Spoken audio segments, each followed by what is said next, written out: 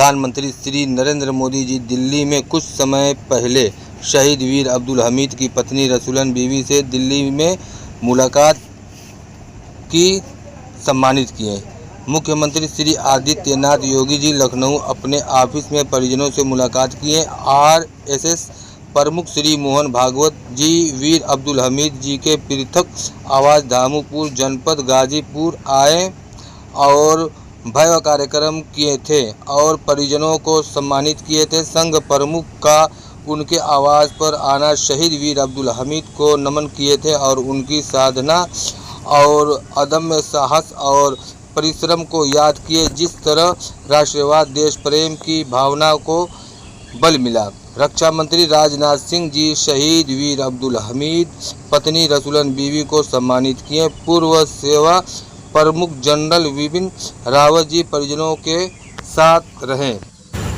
आज वीर अब्दुल हमीद और उनकी पत्नी रसूलन बीवी के प्रतिमा पर श्रद्धांजलि देते हुए दीपक पांडे उच्च न्यायालय अधिवक्ता और मोहम्मद अंसारी अधिवक्ता और सिराज अहमद अधिवक्ता, आप देख सकते हैं इस वीडियो में। जी, मैं मोहम्मद अंसारी भाजपा जिला मंत्री और अधिवक्ता, और मैं आज आया हूँ। मैं ऐसे महापुरुष को नमन करता हूँ, उनको युगों युगों तक उनको मैं नमन करता हूँ और वो हमेशा हमारी यादों में और देश की यादों में जिंदा रहेंगे और देश के मान सम्मान और गौरव थे। शहीद वीर अब्दुल हमीद साहब पाकिस्तान 65 की जंग में जो है टैंकों को उनको तोड़ दिया था, उनकी कमर तोड़ दी थी, उनको पीछे हटने मजबूर कर दिया था। उनको जो है उनकी बहादुरी की वजह से पाकिस्तान जंग हार गया था।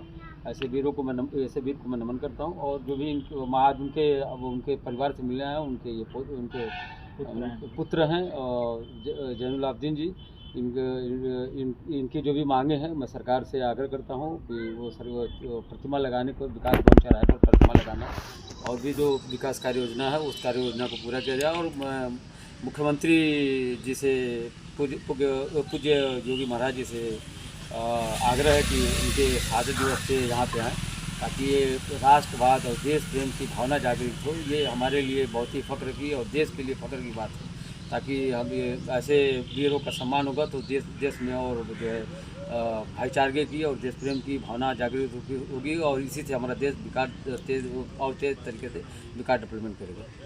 मैं दीपक पांडे, अधिवक्ता उच्च न्यायालय। आज हम लोग वीर अब्दुल हमीद जी के पैतृक निवास पर आए हुए हैं और आज हम लोग उनके नाम पर जो स्मृति पार्क बना हुआ है यहाँ पर है और हम उनको नमन करते हैं कि 1965 के युद्ध में अब्दुल हमीद जी ने पाकिस्तान को औंधे मुँह गिरा दिया और उनके जो टैंक थे उनको नष्ट कर दिया। और उनकी इस बहादुरी और जंग में उनकी इस हौसला अफजाई से जिससे आज के नवयुवक काफ़ी प्रेरणा लेते हैं और जिनसे प्रेरित होकर सेना की तरफ अपने कदम को बढ़ाते हैं और एक नए जीवन की परिभाषा और पटकथा लिखते हैं।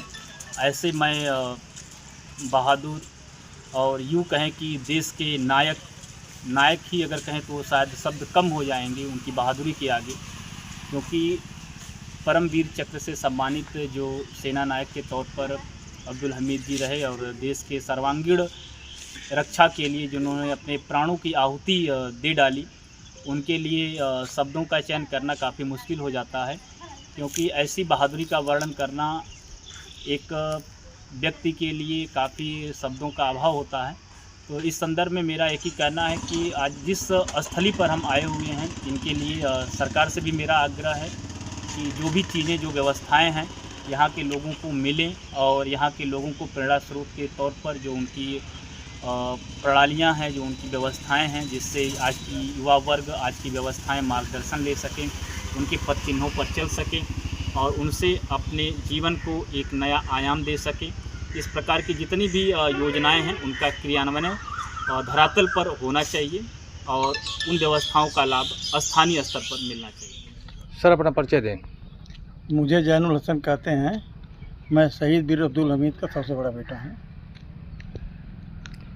सर, मैं यहाँ आया हूँ इस गांव में, शहीद वीर अब्दुल हमीद के बारे में कुछ जानना चाहता हूँ, आप कुछ बताएं उसके बारे में। अब मेरे फादर के बारे में तो इतना सब इतिहास हो गया है, लेकिन कुछ चीज़ें मैं संक्षिप्त में बताना चाहता हूँ। क्योंकि मेरे फादर जो है बहुत एक्टिव रहते थे मिलिट्री के प्रति, और उनका निशाना बहुत अच्छा था।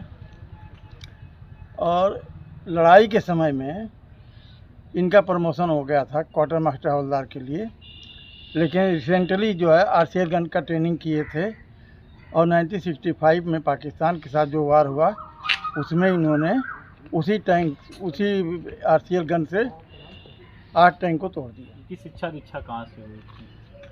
मेरे फादर की शिक्षा दीक्षा इसी गांव से हुई है। और प्राइमरी स्कूल और मिडिल स्कूल दोनों, एक देवा गांव पड़ता है, वहाँ से मिडिल तक के पढ़े थे, और उसके बाद उन्होंने आर्मी ज्वाइन कर लिया था। तो वो जो है जहाँ से उनकी शिक्षा दीक्षा हुई वो विद्यालय आज भी विद्यमान है या इतिहास में वो भी समेट? नहीं, बिल्डिंग तो नहीं है, दूसरी बिल्डिंग बन गई उसी के स्थान पर, लेकिन आज भी है वो। मतलब अभी धरातल पर है, जी हाँ, चलता है। व्यवस्थाएं संचालित हैं अभी। हाँ हाँ, व्यवस्थाएं संचालित है। और इनकी पत्नी आपकी माँ कब? माँ हमारी 2019 में एक्सपायर कर गई। और चूँकि फादर के साथ बराबर जब घर पर आते थे और घर से जब जाते थे तो सभी लोगों का सहयोग रहता था, सब लोग खुशी से उनको विदा करते थे कि देश की रक्षा के लिए आप जा रहे हैं। इस किस्म का वातावरण पैदा हो जाता था। आप लोग कितने भाई हैं? 4 भाई हम लोग।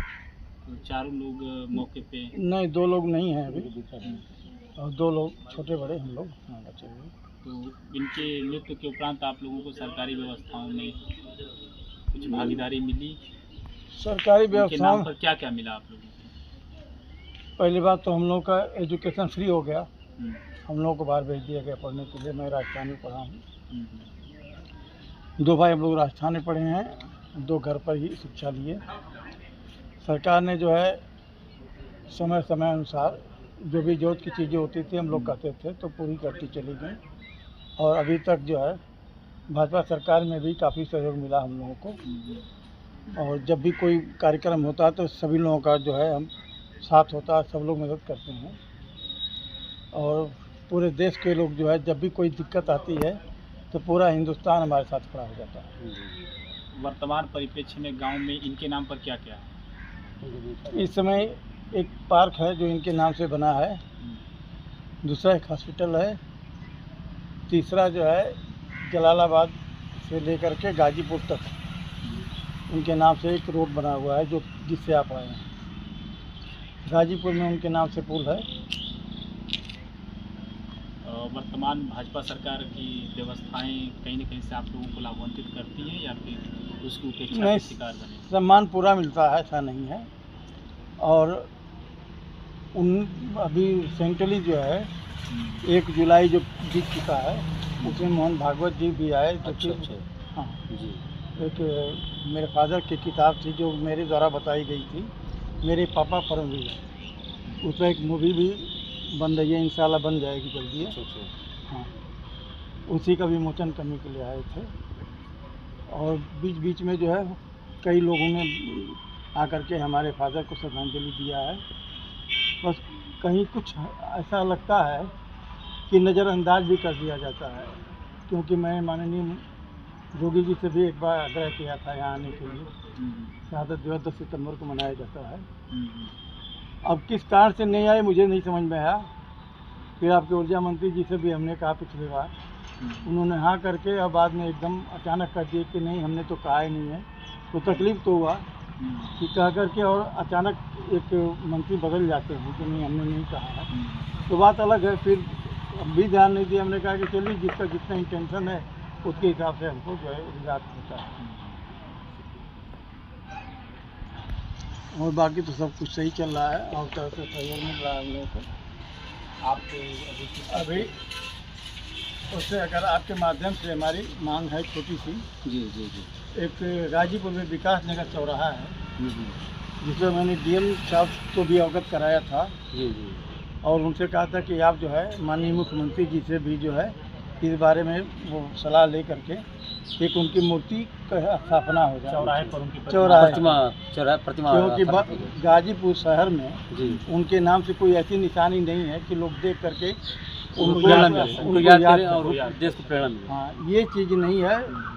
और आप लोग भी अगर चाहें तो माननीय मुख्यमंत्री जी से जो है इस बारे में बात कर सकते हैं, डीएम गाजीपुर से भी बात कर सकते हैं, क्योंकि वहाँ पर लगाना जरूरी है। एक सैनिक चौराहा लगा हुआ है, सैनिक चौराहा है भुतैया टाँग पर। उसी तरह से विकास नगर चौराहा भी एक अच्छी जगह है। विकास नगर चौराहा, विकास नगर चौराहा गाजीपुर, विकास भवन के बगल में विकास भवन जो है उसी के बगल में वो चौराहा है, बगल में ही है। उस चौराहे पर इनकी प्रतिमा लग जाती तो बहुत बढ़िया हो जाता और हमारे जो भी नौजवान उसको देखते तो उनके अंदर भी एक हौसला पैदा होता कि हमको देश की सेवा जो है इसी तरह से करनी चाहिए। और कोई आप लोगों की इच्छा नहीं वर्तमान सरकार से आपको जो मौका लाभ मिले? अब देखिए सामाजिक दृष्टि कभी कभी ऐसा होता है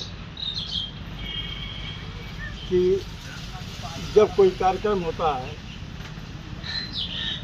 तो पैसे के अभाव में हम लोग का कार्यक्रम जितना बढ़िया होना चाहिए नहीं हो पाता। सच बात यह है कि कभी हम लोग उल्टा सीधा करके कमाए नहीं, लेकिन जब इनकी शहादत दिवस आती है तो कम से कम प्रशासन भी इसमें कुछ सहयोग करे, जिससे इस काम को निरंतर हम लोग जो हर साल मनाते रहें और अच्छे ढंग से मतलब शहादत दिवस एक उत्सव के तौर पर मनाया जाए, जिससे हाँ मतलब सब लोगों का सहयोग रहेगा तो और भव्य हो जाएगा। और अभी जो है कुछ दिन पहले करीब साल डेढ़ साल पहले इसका सुंदरीकरण की चर्चा हुई थी, फिर बीच में जो है इसकी पैमाइश भी हुई, यहाँ बोरिंग करके देखा भी गया कि ज़मीन धंसने वाली तो नहीं है।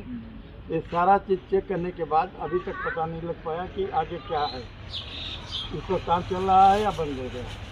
इस पर आप लोग से किसी प्रकार हाँ, की चर्चा ये हुई? हमारे माननीय विधायक तो जखनिया श्री बेदीराम जी ने कहा था कि हमने कर दिया है, वहाँ पर जो है पास भी हो गया, इसके लिए पैसा भी सैंक्शन हो जाएगा। हमने दरियाफ्त किया, जो संबंधित अधिकारी हैं उनसे हमने पूछा तो उन्होंने कहा कि सब कुछ हो गया है और हम लोगों ने नक्शा भी बना दिया है कि किस तरह से बनना चाहिए, लेकिन अभी बजट नहीं आया है, इसीलिए रुका हुआ है। तो ये बजट जैसे मिलेगा हम लोग काम शुरू कर देंगे।